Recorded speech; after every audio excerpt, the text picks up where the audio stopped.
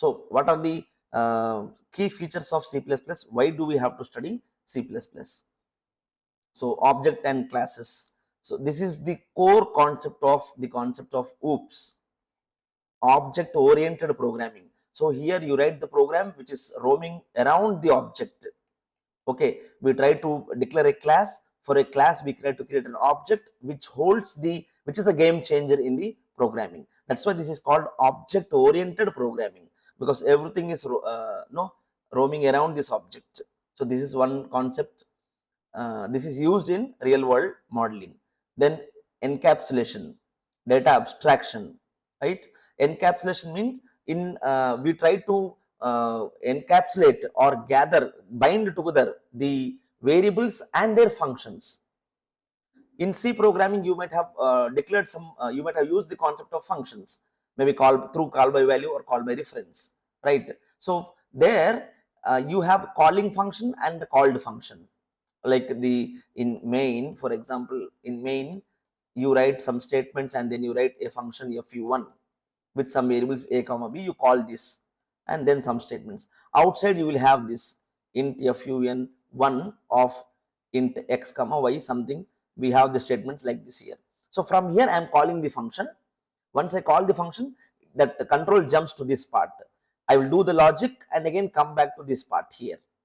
That's why it happens, right? So in encapsulation, we try to bind together the function name and its variable. Will be trying to bind it together. We'll see that diagrammatically so that you understand it better. Data abstraction means hiding the information, not showing the user where you are going to store the values. Okay, see, in C programming, you are not providing security, you are not hiding anything. User is knowing where are you storing the variable. Okay, you are writing a program int ABC or int a of 5. I clearly understand the data is being stored in int a of 5.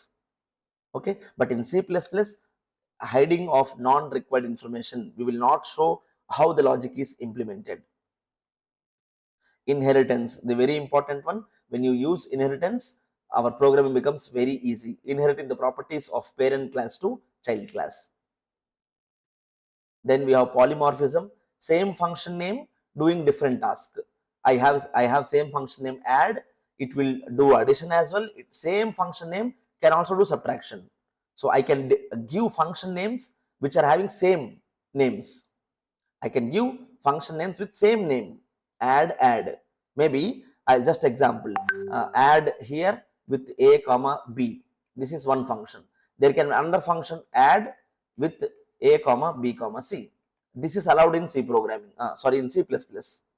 You can give same function name with 2 variables with 3 variables, or sometimes 2 variables. Here both are int. Here one can be int, other can be float, like this. So this is polymorphism, different forms.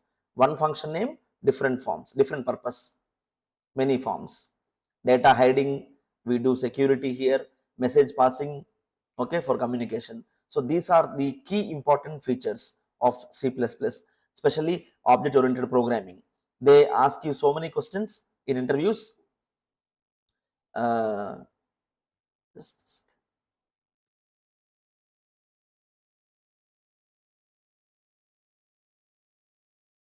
right.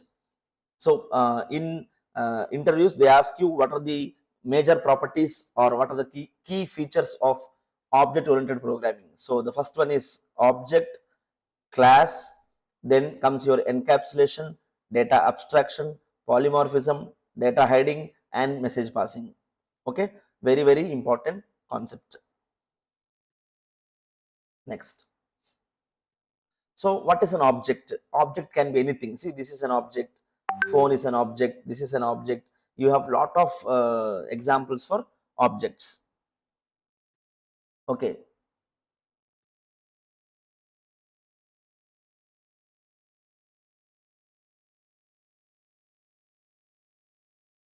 Right. So everything is an object. Okay. Object can be a student, a professor, a desk, chair, classroom, anything is an object. Object has some properties. Yes.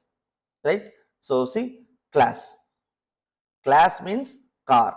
Car is the, we are trying to explain you the concept of classes and objects. Okay, class, car is the class. Okay, what are its objects? BMW, Audi, Mercedes are different types, so they can be objects. Why they are different objects? Because it has different properties, it has different features, it has different features. So the class remains as parent. That's what car alone. But objects are these three. Okay, we will see more examples. You understand it better, right? See, class. Class name is student. Every student has name, roll number, and two functions in that. This is an example of a class. Generally, in object-oriented programming in C++, we declare class name, and inside that class name, in flower brackets, we'll give the variable names. We'll also give the function names. Okay. Now, for this class student, we'll try to create objects. We'll try to create objects. See, one object, Jena, it has roll number, John, roll number, Maria, roll number, right? So there are two variables we are having. These are the objects. So for in each student, it is an object. So if there are classes, in a class there are 65 students, then I will have 65 objects, and each object holds the student's information. Object 1 holds the information of student 1, object 2 holds the information of student 2, and so on. But class remains same, single class. Now let's see what is a class. A class is a prototype of or blueprint for creating objects. Okay, class is a prototype or blueprint for creating objects. So in this example, if you see here, this is here we are having a blueprint to create objects. With slight modifications, we have created these objects, but the main core properties remain same. So in the class, we will define how the object should be, what all things each object should carry. I think I can better explain this with the help of structure. Let me take an empty slide. Yes. So I will just quickly recall here the concept of structure in C programming. What is structure? Structure is a data type where I store the variables of different data types. Okay, it's a data structure. It's a data structure where we store the variables of different data types. In array, we store values of same data type, whereas in structure, we store values of different data types. So the example you give like this, no? You give struct, maybe employee as the structure name. Inside you will give int emp id, employee id. Then you will give char name of 25. Okay, like this you used to create a structure using the word structure name, and then int employee id, char name of 25, right? Now class is nothing but extension of this structure concept. Class is nothing but extension of this structure concept. So in structure, in struct, we used to put only variables. We used to declare only variables. In class, we will give variables plus functions inside it. We will declare them beforehand itself. So struct concept of structure plus functions inside them will give us the concept of class. So if you see this, that's what we are doing here. See, this is kind of a structure. It has two variables and two functions. So structure in C programming is nothing but collection of different variables of different data types, whereas class is a collection of variables of different data types and functions which uses these variables. Okay, this is about class. Next. So a class is a prototype or blueprint. That's what we say. In structures concept, we say when you create a structure, struct emp or student with int roll number r and char ch, for example, right? I can create object for this. How? I can write struct emp E1 comma E2 comma E3, like this I am creating 3 structure variables. E1 holds some value, maybe E1 dot R equal to 10, E1 dot E2 dot R equal to 20, E3 dot R equal to 50. So this is an object, this is an object, this is an object. All three are holding 3 different values. But what is the data type of this R or this R? It is depending on this parent structure which we have defined here. We defined a template. We are defining a template in the program. And when you create objects for that template, for this particular structure or the class, those objects will follow the rules written inside this class. That's why class is a prototype or blueprint for creating objects. Okay, right. Next. So when we write a program in object-oriented programming language like C++, Java, we define classes, which in turn are used to create objects.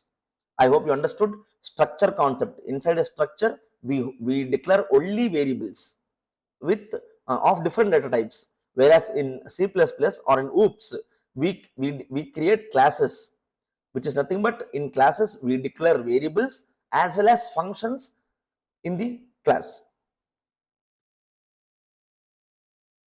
So there are a few more important features in this C++ OOPS concepts.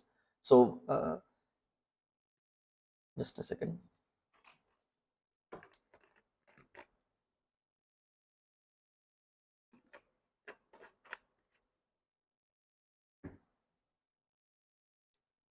So the features, encapsulation.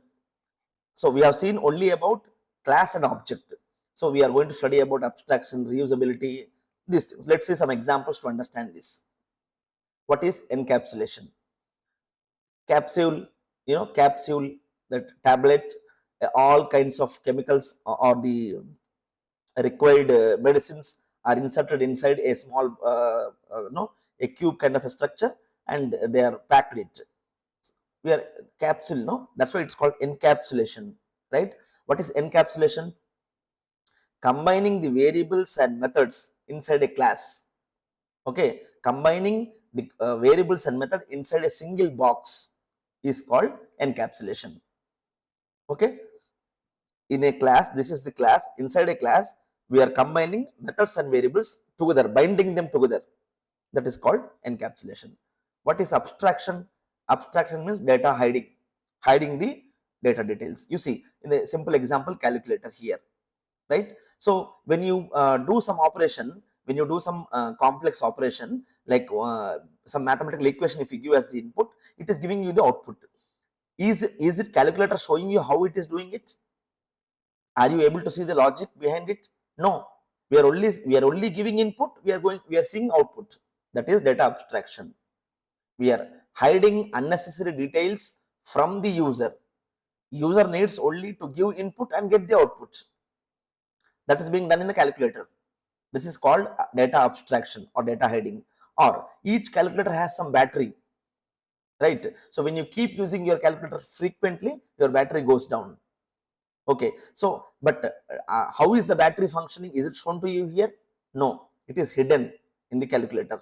It is not shown to you, right? That is data abstraction, showing only what is required for the user and hiding the important information. This is how we are providing security. How, if I write a program using C++ or OOPS concept, if I am exposing the logic how I am doing it, there is a chance that the other person might use the same logic. I want to hide that. For the user, I want to show only the output. He will give input, he will get the output. Okay, that is about data abstraction or data hiding. Next, reusability. See, this is an maybe old PPT. We don't have iPhone 5 today, but just an example. So, what is 5s? iPhone 5 or 5s adding some additional features, that extra additional features. So we are using the existing model of iPhone and adding some features. Okay, in C++ also, when you write C++ programs or when you write programs using OOPS concepts, we have to write reusable programs. We have to write reusable programs, such that they are very generic in nature. By adding small features, somebody else can use that program. So this is also an important feature of C++. Inheritance, very important concept in C++, inheritance. See here, the kid is asking, but mommy, where did I get blue eyes from? How he got blue eyes? Maybe from parents. It is the properties, generally we see, no, some of the properties of our parents are inherited in our body, right? Some maybe their index finger is short, or those kind of things we see in children as well. Okay, so inheriting the properties of the parent into the child is inheritance, right? Why we use this in C++? How is it useful? Instead of creating, suppose I am doing a program about what we say, vehicles, right? So there are two-wheeler, three-wheeler, four-wheeler, and then so these three can be considered as vehicle, and we know what are the properties of each vehicle. Maybe example, you see vehicle class, I have two-wheeler, three-wheeler, and four-wheeler. There are many others also, but let's take basic case. Two-wheeler, right? There are three different classes here, three different types of vehicles. But the common entity in these vehicles is tires, number of tires, or type of the vehicle. Is it diesel or petrol? What type is it? So there are some common features for all these types of vehicles, right? So in that case, you will be creating a class. You will be creating a class for four-wheeler vehicle, that you will inherit them in a three-wheeler vehicle as well. From here, you will inherit them in a two-wheeler vehicle. Sorry. So that's what is about inheritance. We are just trying to introduce the terms, but we will see in detail once we go into the concepts like this. See, this is an example of inheritance. Fish is there. So trout, goldfish, shark. In goldfish, we have Goldie, Bubbles, and Killer. So these are the objects. So fish is the class, and these are the objects. Here we define what are the properties of fish. For a fish, it should have what kind of structure, what could be the no, its properties, its future. If you say about human being, 2 ears, nose, 2 eyes, then we say no, these are our features. That way we will define the features here, and each of these will have those features. Okay, polymorphism. This is best suitable for you people, students. In class, you have a different face. When you go out in CCD, you have a different face, and in front of father, you have a different, right? So same person having different forms. Polymorphism, one thing and many forms. Okay, a little funny kind of a thing, but this better explains the concept of, right? See, ability to appear in many forms. If you ask different animal to speak, they respond in their own way. But they're all animals, right? They're all animals, but they have different forms. We categorize them as animals, but they have different behavior or forms. So the complete syllabus content of our course is this: classes and objects, then function, pointer, array strings, constructor, destructor, file handling, operator overloading, type conversions, inheritance, dynamic memory allocation, polymorphism, exception handling, and templates and STL, the most important one from C++. Okay, so this is the course content. So yes, since we have little more time, I may discuss some programming questions, try to answer. I want you all to be interactive. Today is day one, so we have